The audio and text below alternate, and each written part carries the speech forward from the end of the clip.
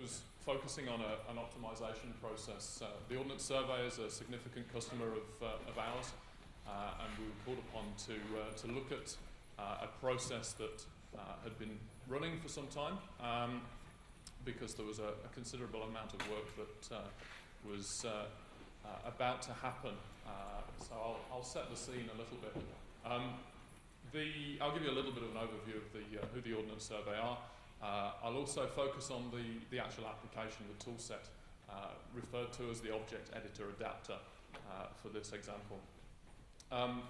As Ken said, I'm a trainer as well, so I like to dot advice or tips into my sessions, so hopefully you'll take away some best practice techniques that helped me and my colleagues put into practice during this project. Okay, so the Ordnance Survey themselves, some of you may have come across the Ordnance Survey in the UK through other case studies or examples. They've been around for some time, the early 1700s. The Ordnance Survey actually was the Ministry of the Defence in the United Kingdom in the early part. I just want to take you to a British Library site just to give you an indication of some of the historic mapping that was available, which is coming up on my screen but not the front screen. Can I put this over there? There we go. Okay, so this is a British Library site, which is a little bit washed out, but you can see some historic mapping. If I zoom in, we'll see if we can get a little bit of the detail in here. There we go.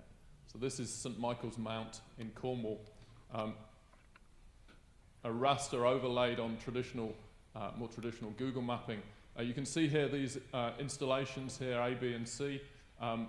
The Ordnance Survey got its name from the fact that it obviously had this military background.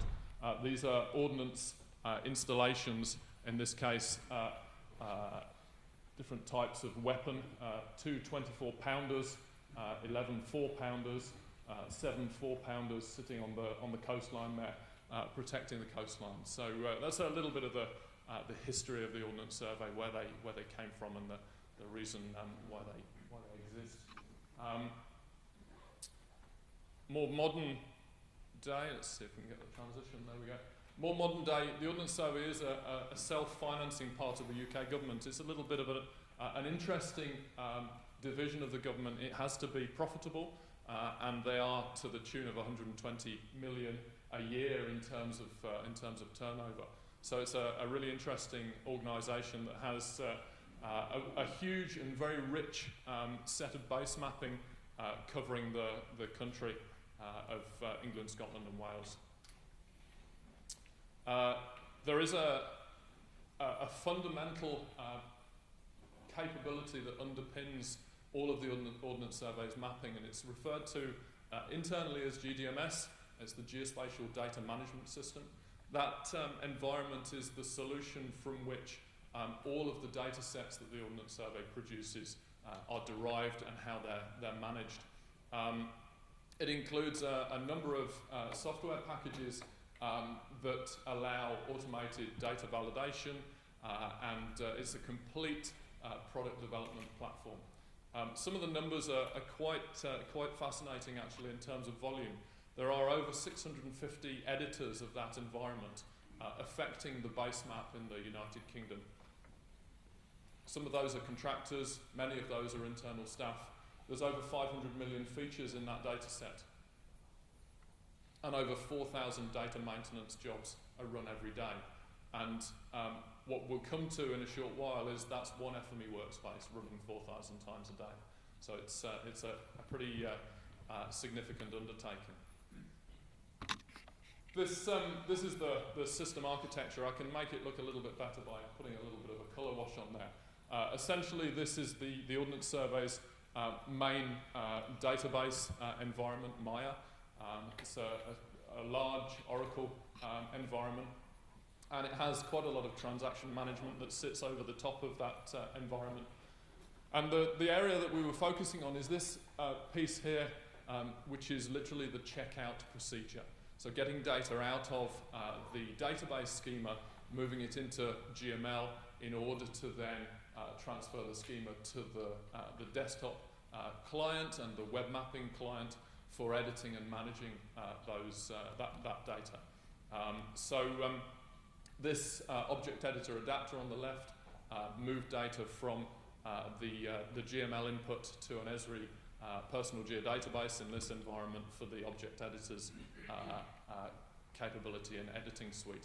And these are the 650 plus editors, whether they're working on a mobile, a desktop, or a web mapping editing suite. Ultimately, the data would get checked back into the database environment through a different mechanism. So there's a number of commercial off-the-shelf software packages that sit in this GDMS environment.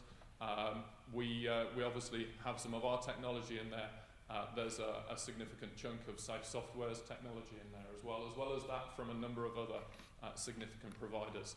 And largely the editing environment is one of an Esri editing suite.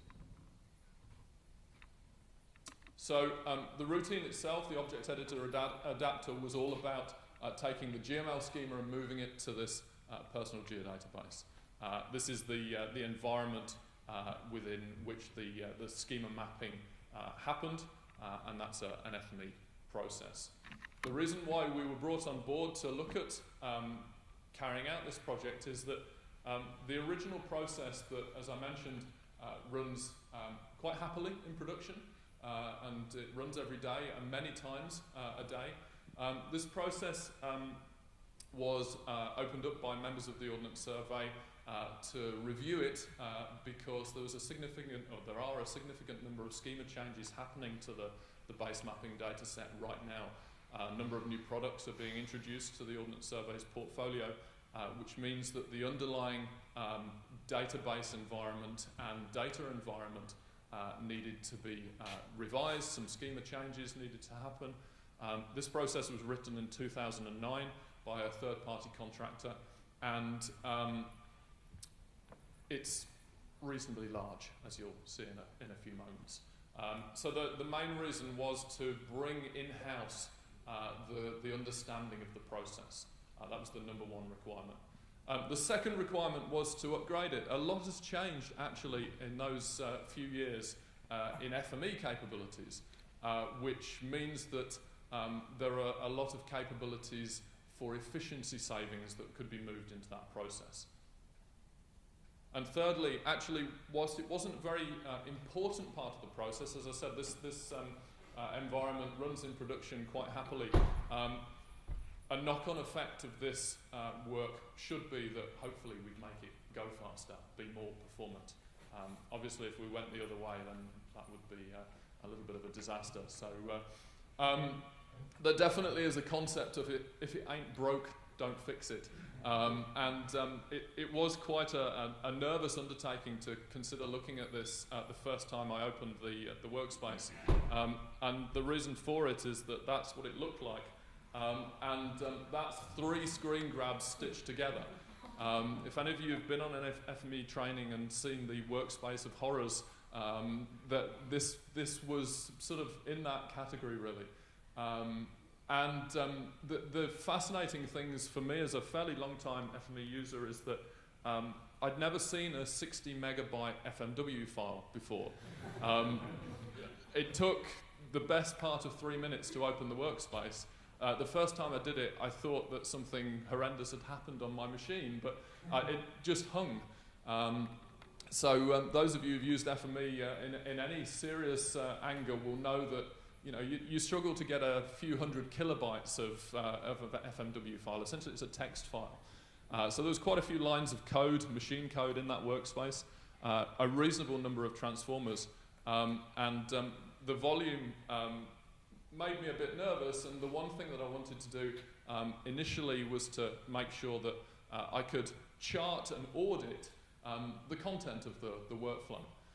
So I spent a little bit of time. I realized very quickly that actually I could build a workspace to read the workspace, to tell me what transformers were in the workspace and how many there were. So I put that together, and devised a routine to read the FMW file, which is essentially just a text file, pulling out keywords to allocate how many transformers and what types are in there. As you can see, 255 custom transformers, nearly 1,000 in total, 211 attribute renamers, which those of you, again, have used FME for some time will know that if you're hard coding that volume of attribute change into an FME workspace, if someone changes the name or even the case of one attribute, it can be a challenge to then have to go and fish around and find it in a workspace of this kind of size. Workspace search is very helpful to help you pin that down, but still it's a little bit of a challenge. I think still the top spot for number one transformer is the tester, and that's represented by the fact that there were 150 testers in this routine, and lots of work around lists as well. And the first few minutes of looking at this, I really started to get transformer headache. It was transformers everywhere, really. And the fascinating thing was there was hardly any geometric operations in the process. It was all about schema transformation, which meant that you're working with strings and lists and attribute names and case changing and all the things that you don't initially think you buy FME for, but you end up using 90% of the time. So it was a really interesting use case from that perspective. Working with the guys at the Ordnance Survey put me sitting directly with them in the development team, and I learnt about more things around the development environment, like Scrum and test harnesses. And a test harness was relatively new to me in an official capacity. I've carried out testing and that kind of thing in the past, but I had a look on Wikipedia for this session to put a description up there. A test harness is essentially an automated test framework. It's a collection of software and a collection of data that allows you to run a single unit, or in this case, FME Workspace, in controlled conditions so that you can test the results that it produces for you. Now, the reason we had to build a test harness for this FME process was it runs 4,000 times a day, and it runs in production, and we didn't want to have to break it.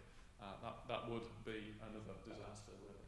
So we put this test harness together, and working with one of the developers at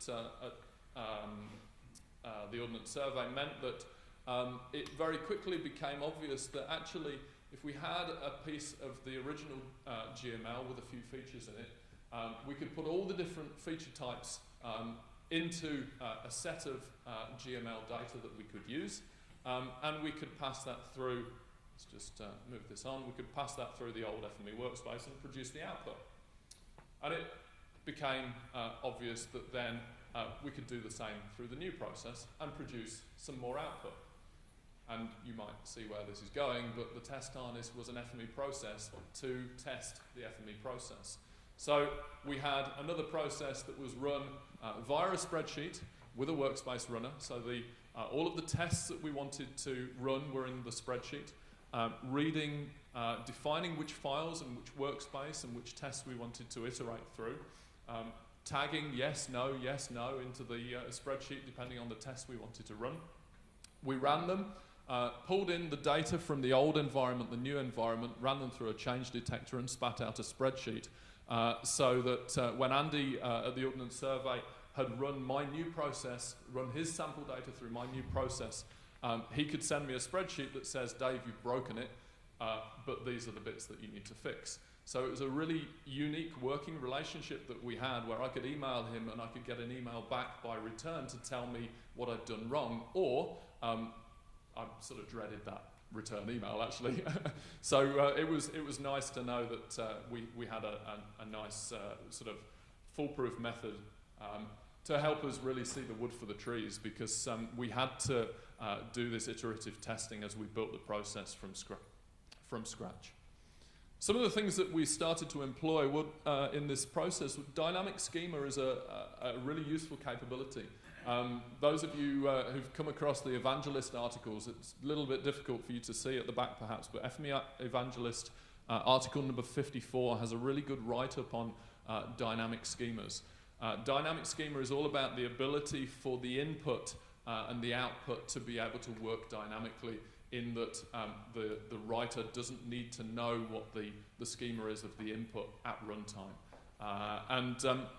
We were able to employ that process in this workflow.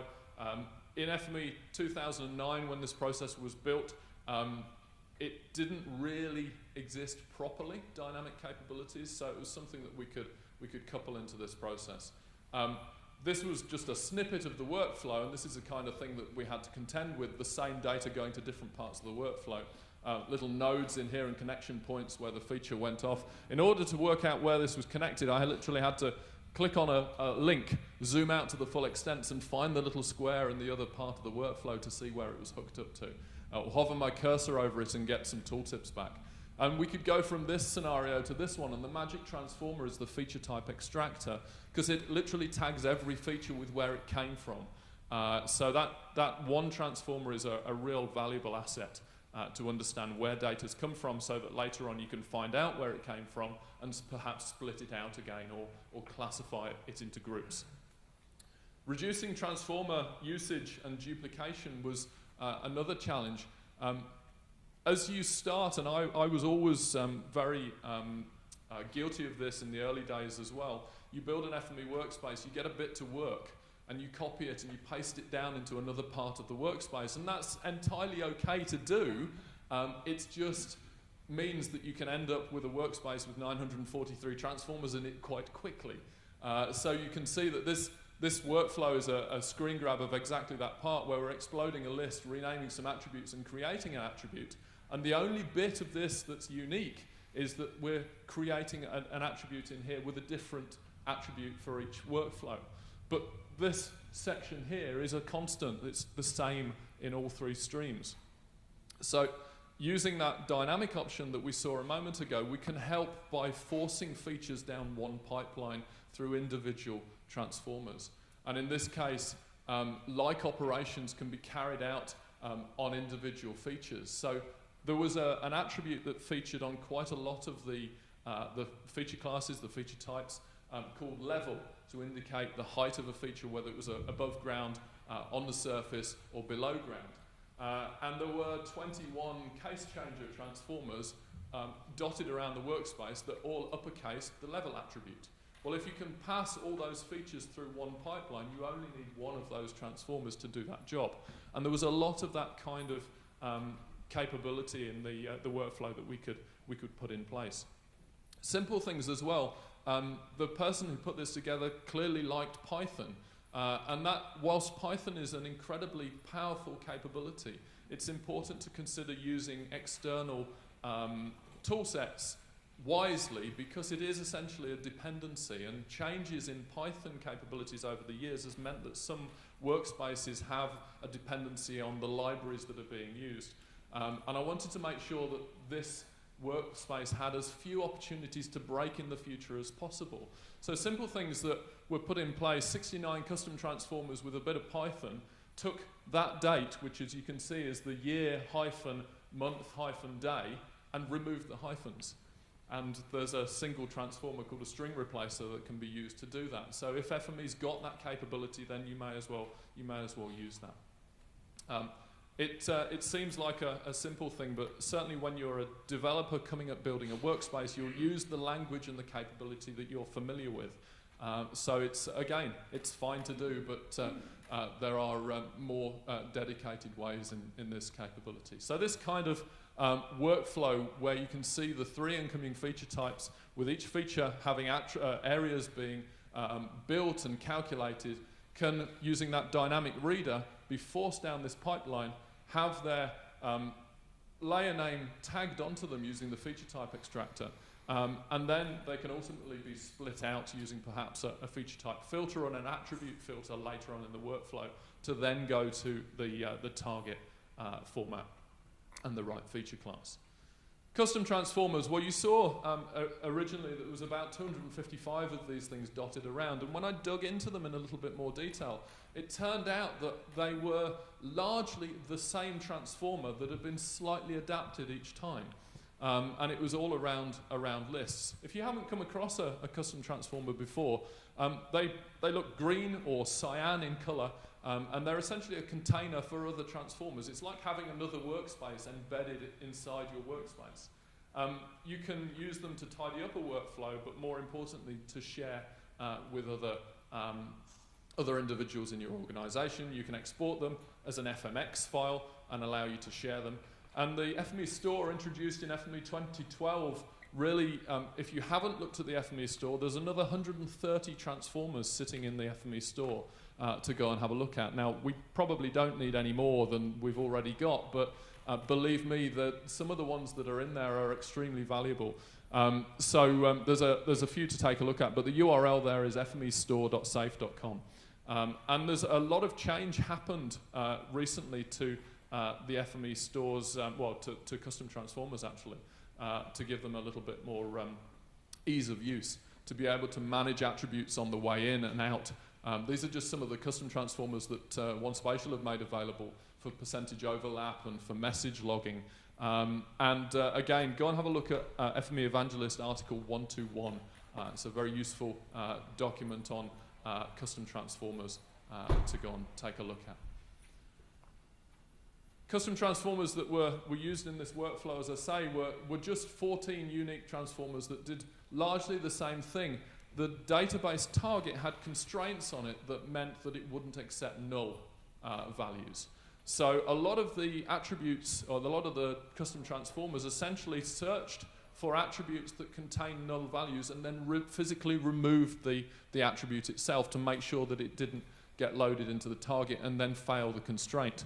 And the null attribute mapper introduced in FME 2014 really is the solution to that. It has one parameter that you can change, and it will essentially remove, you can see you can map to missing, and that will essentially destroy or remove the attribute.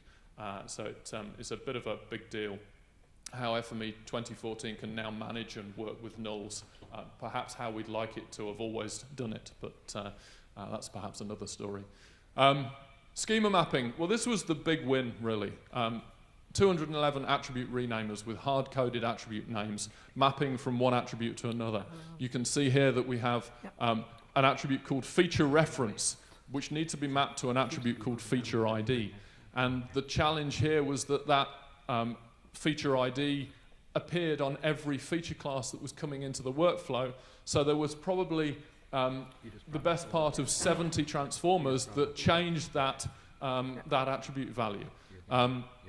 Now, I wanted to give the Ordnance Survey the ability for a non-FME person the ability to actually change the attribute without having to dig into a large FME workspace. So in that case, we could move the attribute mapping out to a spreadsheet. In this case, we built them a spreadsheet or a CSV that allowed them to map all the attribute changes, and the schema mapper could then externally link out to that. And whenever there was a change implemented to the schema, somebody just edited the CSV, and the workspace just picked up that change without having to make any edits specifically to it. Documentation. If there's one thing you take away from this, it's that you should document your workflows. Actually, the most important thing is you should document why you're doing something. Not what you're doing, why you're doing it. Because even when you look at it in 2 weeks' time, you'll wonder what the hell you were doing. So it's very useful to go and dig in. I think one thing that Andy didn't appreciate was I used the Ordnance Survey's colours to document my bookmarks. But it was something that I didn't point out to him because I think he would have thought I was even more of a geek than I actually am. So there's lots of abilities now with 2014 to put really useful documentation, tables, hyperlinks into your workflows. This was the before and after. So the left-hand side is what it was. The right-hand side, for some of you, might think it doesn't look any better. Believe me, when you're staring at that thing for quite a long time, it really was. Probably the biggest disappointment for me was the discovery towards the end of the project was that we couldn't actually deploy dynamic capabilities on the writer. because the template we were using was a little bit unclean and a little bit challenging. And that essentially turned out to be a new project to go and revise the template that we were using to create that personal geodatabase. But it essentially is bookmarked as a next step in that workflow. So we could have that before and after. Just to give you some stats, time to open on a local machine, a couple of minutes to open it up, just over 2 minutes. So we lost about 31 seconds on the performance of opening this workflow. Given that this is an FME server process running 4,000 times a day, the fact that it was taking 3 minutes to open the process was a big part of the load, given that actually some extracts were only taking a couple of minutes each. So, 50% of the time is about opening the workflow. So we wanted to try and reduce that. The file size dropped considerably to about 13 meg. That equated into machine lines of code, so about a quarter of the size of the workflow. I was very proud that I reduced the transformers to 336. The reason why I wrote that workspace initially was so that I could run it at the end of the project and say, look, it's smaller, there's fewer transformers. So that bit of effort was really the most important thing for me to see that change. And thank God the performance of the process did get better. So we had to really make sure that that was the case on the runs. Because of this fact that it is running so many times, it needed to be a really robust process. So it was quite a unique project for me, really, to take somebody else's enormous workspace and completely rewrite it. Normally I build something up from scratch myself. It was an interesting insight into looking into somebody else's mind, and I picked up some tips from that workflow as well, but it was all about really deploying some of the new things in FME and a little bit of logic around the optimization. So I'd like to thank you all very much.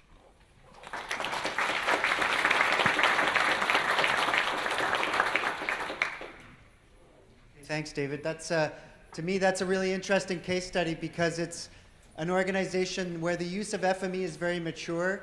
FME's been around for a while, so now we start to face these situations where a workspace is in the organization's workflow, very important. So really worth doing, trying to optimize the workflow. We got time for a couple questions, maybe while we change rooms. Yeah. Could you elaborate a little more on the workspace to read the workspace to give you those stats out? Yeah, sure. So essentially, you can use a text file reader, and the text file reader can read any text-based format. So essentially, rather than reading in a .txt, you just swap the file extension to a .fmw, and you can consume it in, and then essentially you just You're looking for keywords? yeah, that's right. Yeah. The main thing is that you make sure that there's a parameter on the text reader that allows you to read it line by line. And then every line that comes in essentially is a feature. The other option is that you can read it as one big blob that you can then parse. But essentially a string searcher, I think, is pretty much all I used, really, because then you can aggregate using the keywords that you're looking for. So you need to go and have a look at what the tags are. But it's a relatively simple process to do. One more. Yeah, you already mentioned about you make few changes to replace Python code with transformers.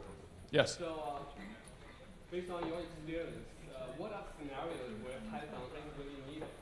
To me, from my personal experience, we can use everything without having to run Python. It's a good point, actually, and